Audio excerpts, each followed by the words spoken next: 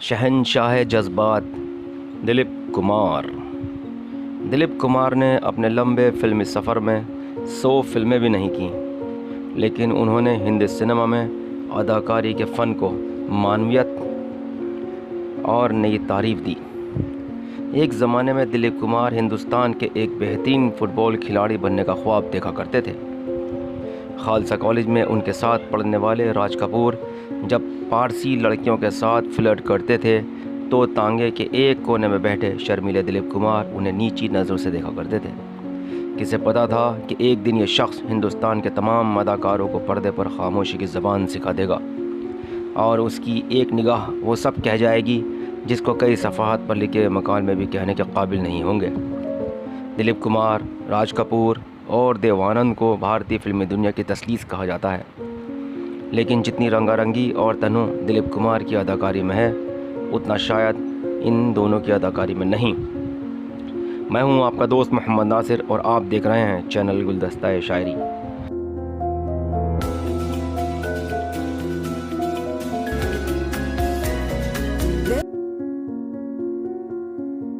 आज मैं आपको बताऊंगा कि कैसे राज कपूर ने शक्ति फिल्म देखने के बाद बंगलोर से दिलीप कुमार को फ़ोन करके कहा, लाडे आज फैसला हो गया, तुम आज तक के सबसे अजीम फ़नकार हो।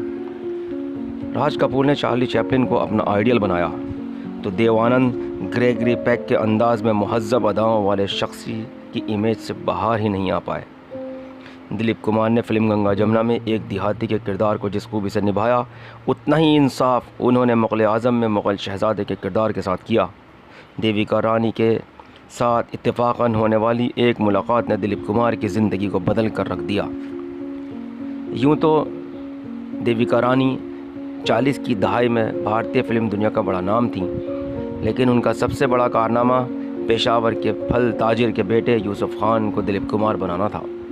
एक फ़िल्म की शूटिंग देखने बॉम्बे टॉकीज़ में जाने वाले हैंडसम यूसुफ खान ने जब वहाँ दाखिल हुए तो देविका रानी ने उनसे पूछा कि क्या आप उर्दू जानते हैं। यूसुफ खान के हाँ कहते ही उन्होंने दूसरा सवाल किया था, क्या आप अदाकार बनना पसंद करेंगे। और आगे की कहानी एक तारीख़ है। देविका रानी का ख्याल था कि एक रोमानी हीरो पर यूसुफ खान का नाम ज़्यादा नहीं जचेगा।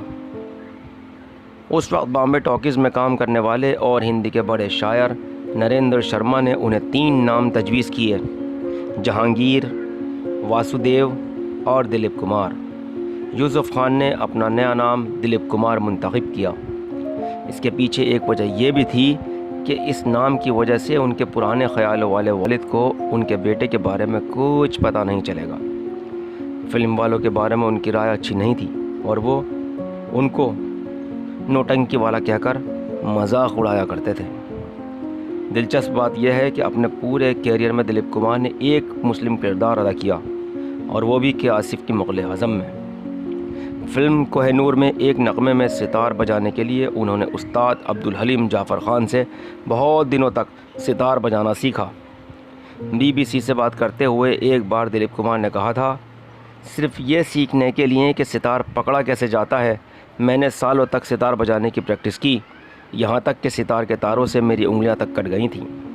इसी तरह नए दौर बनने के दौरान भी उन्होंने टांगा चलाने वालों से टांगा चलाने की बाकायदा तरबियत ली।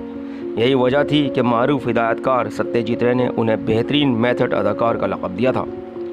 यूँ तो उन्होंने कई अदाकाराओं के साथ काम किया, लेकिन उनकी जोड़ी मधुबाला के साथ सबसे ज़्यादा मकबूल हुई। अपनी आप बीती में दिलीप कुमार ने यह तस्लीम किया कि वह मधुबाला से मुतासिर थे, एक अदाकारा के तौर पर भी और एक औरत के तौर पर भी। दिलीप कुमार कहते हैं, मधुबाला बहुत ही ज़िंदा दिल और फुर्तीली खातून थी जिन्हें मुझ जैसे शर्मीले और सोच कर बोलने वाले शख्स से बातचीत करने में कभी कोई दिक्कत नहीं हुई थी। लेकिन मधुबाला के वालिद की वजह से यह मोहब्बत की कहानी बहुत दिनों तक नहीं चल सकी। मधुबाला की छोटी बहन बताती हैं कि दोनों ऐसा लगता था कि एक दूसरे के लिए ही बने हैं, लेकिन अब्बा कहते थे इसे रहने दो। वो दिलीप कुमार से बहुत प्यार करती थी, लेकिन जब B.R. चोपड़ा के साथ नया दौर फिल्म पर कोर्ट केस हो गया तो दिलीप कुमार और मेरे वालिद के दरमियान तनाज़ा पैदा हो गया। अदालत में फिर मुआहदा भी हो गया था। दिलीप कुमार ने मधुबाला से कहा, चलो हम शादी कर लेते हैं। इस पर मधुबाला ने कहा, शादी मैं ज़रूर करूँगी, लेकिन पहले आप मेरे वालिद को राज़ी करें। दिलीप कुमार ने ऐसा करने से इनकार कर दिया। मुग़ल आज़म बनने के दौरान नौबत यहाँ तक आ गई कि दोनों के दरमियान बात तक बंद हो गई। मुग़ल आज़म का वो क्लासिक पंखों वाला रोमांटिक मंज़र तब फिल्माया गया जब दोनों ने एक दूसरे को अवामी तौर पर पहचानना तक बंद कर दिया था। सायरा बानो से दिलीप कुमार की शादी के बाद जब मधुबाला बहुत बीमार थीं तो उन्होंने दिलीप कुमार को पैगाम भिजवाया कि वो उनसे मिलना चाहती हैं।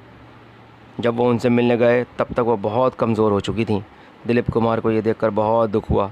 हमेशा हंसने वाली मधुबाला के होंठों पर उस दिन बहुत कोशिश के बाद एक फीकी सी मुस्कुराहट आ पाई। मधुबाला ने उनकी आंखों में देखते हुए कहा, हमारे शहज़ादे को उनकी शहज़ादी आखिर मिल ही गई। मैं बहुत खुश हूँ। 23 फरवरी 1969 को सिर्फ 35 साल की उम्र में मधुबाला का इंतकाल हो गया। मुग़ल आज़म के बाद दिलीप कुमार ने जिस फिल्म में सबसे ज़्यादा नाम कमाया वो थी गंगा जमुना।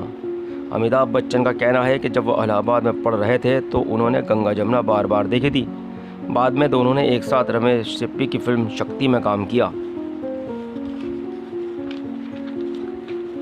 दिलीप कुमार के मुआसिर, मुखालिफ और बचपन के दोस्त राज कपूर ने शक्ति देखने के बाद उन्हें बंगलोर से फ़ोन करके कहा, लाडे आज फ़ैसला हो गया, तुम आज तक के सबसे अजीम अदाकार हो। शहंशाह जज्बात की संग दिल, अमर, आन, उड़न खटोला, अंदाज, नया दौर, दीदार, देवदास, मधुमती, यहूदी और मुग़ल आज़म ऐसी चंद फिल्में हैं जिनमें काम करने के दौरान में उन्हें शहंशाह जज्बात का ख़िताब दिया गया। लेकिन उन्होंने फ़िल्म कोहिनूर, आज़ाद, गंगा जमुना, राम और श्याम में एक कॉमेडियन की अदाकारी करके ये भी साबित किया कि वे वो लोगों को हंसाने का फ़न भी जानते हैं। एजाज़ात, जहां उन्हें बेहिसाब एजाज़ात से नवाजा गया, वहीं उन्हें इंडियन फिल्म का सबसे बड़ा एजाज़ दादा साहब फाल्के अवार्ड भी दिया गया। पाकिस्तानी हुकूमत की तरफ से 1998 में उन्हें पाकिस्तान के सबसे बड़े सिविलियन एजाज़ निशान पाकिस्तान से भी नवाजा गया। भारत का दूसरा सबसे बड़ा शहरी एजाज़ 2005 में पद्म भूषण से उन्हें नवाजा गया।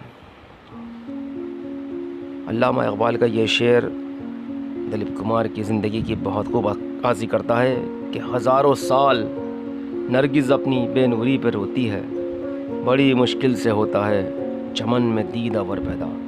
दिलीप कुमार साहब की सेहतयाबी की दुआ करते हुए मैं आपका दोस्त मोहम्मद नासिर अब आपसे इजाज़त चाहता हूँ। शुक्रिया।